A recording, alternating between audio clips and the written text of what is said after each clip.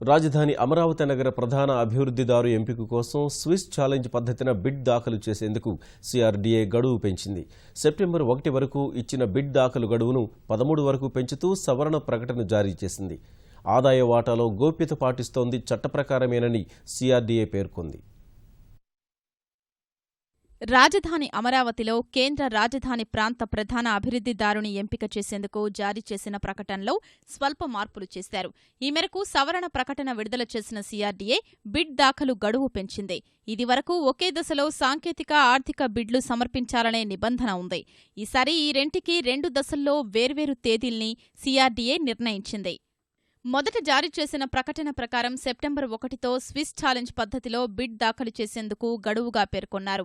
ఆదాయ వాటాలపై గోప్యత ఎందుకని న్యాయస్థానం ప్రశ్నించిన నేపథ్యంలో సింగపూర్ సంస్థల కన్సార్టియం ఇచ్చిన స్విస్ ఛాలెంజ్ ప్రతిపాదనల్లో ఆదాయ వాటాల వివరాల్ని అర్హులైన బిడ్డర్లకు తెలపాలని ప్రభుత్వం నిర్ణయించింది. ప్రభుత్వ ఆదేశాల మేరకు సిఆర్డీఏ సవరణ నోటిఫికేషన్ జారీ చేసింది. తాజా సవరణ ప్రకారం మొదటి దశలో అర్హత నిర్ధారణకు సంబంధించిన సాంకేతిక బిడ్ దాఖలు చేసేందుకు సెప్టెంబర్ 13 మధ్యాహ్నం 3 గంటల వరకు గడువిచ్చింది. సంస్థల అర్హతల్ని మదింపు చేసిన తరువాత సెప్టెంబర్ 16వ తేదీ ఉదయం 11 గంటలకు అర్హుల వివరాల్ని ప్రకటిస్తారు. ప్రాజెక్టు ప్రతిపాదనదారైన సింగపూర్ సంస్థల కన్సార్టియం ఇచ్చిన వాణిజ్య ప్రతిపాదన వివరాల్ని అదే రోజు సాయంత్రం 3 గంటలకు తెరుస్తారు. మొదటి దశలో అర్హత సాధించిన బిడ్డర్లకు ఈ వివరాల్ని అందజేస్తారు. రెండో దశలో వాణిజ్య బిడ్ దాఖలు చేసేందుకు సెప్టెంబర్ 23న మధ్యాహ్నం 3 గంటల వరకు గడువిచ్చారు. సవరించిన టెండర్ ఐడి ఈ నెల 31 మధ్యాహ్నం 3 గంటల నుంచి ఏపీ ఈ ప్రొక్యూర్మెంట్ పోర్టల్లో అందుబాటులో ఉంటుంది. ఆసక్తి ఉన్న సంస్థలు అదే పోర్టల్ ద్వారా ఆన్లైన్లో బిడ్ దాఖలు చేయాలి.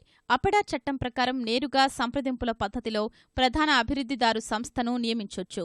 కానీ అందరికీ సమాన అవకాశాలు కల్పించాలనే ఉద్దేశంతోనే అపెడా చట్టంలోని స్విస్ ఛాలెంజ్ విధానం పాటిస్తున్నట్లు సిఆర్డీఏ పేర్కొంది. స్విస్ ఛాలెంజ్ విధానంలో ఆదాయ వాటా అనేది ఏకైక బిడ్డింగ్ పరిమితిగా నిర్ణయించారు. రెవెన్యూ వాటా విషయాన్ని ప్రాజెక్టు ప్రతిపాదనదారు సీల్డ్ కవర్లో అందజేసింది. దీన్ని యాజమాన్యం సమాచారం కింద ఎవరికీ తెలియచేయకూడదని సింగపూర్ సంస్థల కన్సార్టియం పేర్కొంది.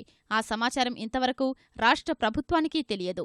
రెవెన్యూ వాటాను అర్హత కలిగిన బిడ్డర్లకు తెలియజేస్తామని ఇటీవల రాష్ట్ర ప్రభుత్వం హైకోర్టుకు తెలిపింది. అపెడా చట్టం ప్రకారం యాజమాన్య సమాచారం బహిర్గతం చేయకూడదని సిఆర్డీఏ వెల్లడించింది.